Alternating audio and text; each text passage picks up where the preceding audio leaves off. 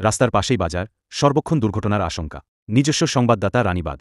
Block সদর, অথচ সেখানে আনাজের বাজার বসে খোলা আকাশের নিচে, রাস্তার পাশে। এতে যানজট যেমন হচ্ছে, তেমনই বেড়েছে দুর্ঘটনার আশঙ্কা। রানীবাঁধ ব্লক সদরের বাজারের এই অবস্থায় ক্ষুব্ধ স্থানীয়রা। তবে রানীবাঁধ বিডিও শিবব্রত বন্দ্যোপাধ্যায়ের আশ্বাস, বাজারের বিষয়টি কী অবস্থায় রয়েছে খোঁজ নেব। দীর্ঘদিন ধরে রানীবাঁধ বাজারের বটতলা এলাকায় রানীবাঁধ খাতড়া রাজ্য সড়কের দুপাশে আনাজের বাজার বসছে।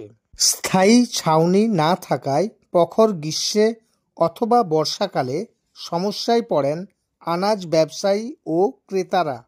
রাস্তার অন্য পাশে বসে মাছের বাজার, ফলে ক্রেতাদের রাস্তা পারাপার করতে হয়।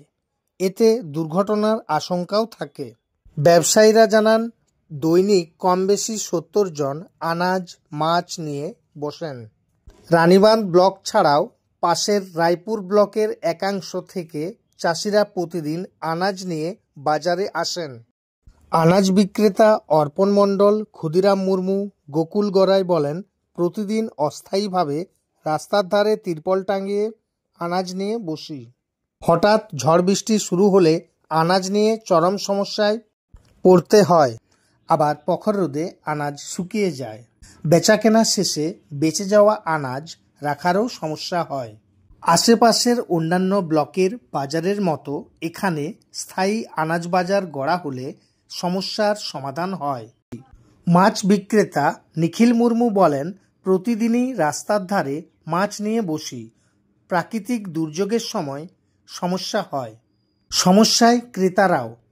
স্থানীয় বাসিন্দা ভানু মাহাতো রোজ বাজারে আসেন। তিনি বলেন, ব্যস্ত রাস্তার উপরে বাজার হওয়ায় আতঙ্কে থাকি। একটু অন্যমনস্ক হলেই যে কোনো সময় দুর্ঘটনা ঘটে যেতে পারে। তিনি জানান, সকালের দিকে চাষিরা যখন আনাজ নিয়ে হাজির হন, তখন চাষি ও ব্যবসায়ীদের বেচা কেনার ফলে রাস্তার উপর প্রচণ্ড যানজট হয়। স্থায়ীভাবে বাজার গড়ে দেওয়া হলে সবাই স্বস্তি পেত। সমস্যার কথা স্বীকার করে নিয়েছেন রানীবাঁধ পঞ্চায়েত সমিতির সভাপতি ভীমসেন মণ্ডল। তিনি বলেন, দুর্ঘটনার আশঙ্কা রয়েছে জানি, তবে স্থানীয় পঞ্চায়েত ও পঞ্চায়েত সমিতি যৌথভাবে স্থায়ী আনাজ বাজারের জন্য জমির খোঁজ চালাচ্ছে।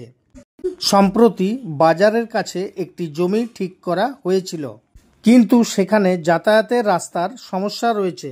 জায়গা পেলেই প্রশাসন স্থায়ীভাবে আনাজ বাজার তৈরি করে দেবে। ধন্যবাদ জ্ঞাপন ও কৃতজ্ঞতা স্বীকার আনন্দবাজার পত্রিকা।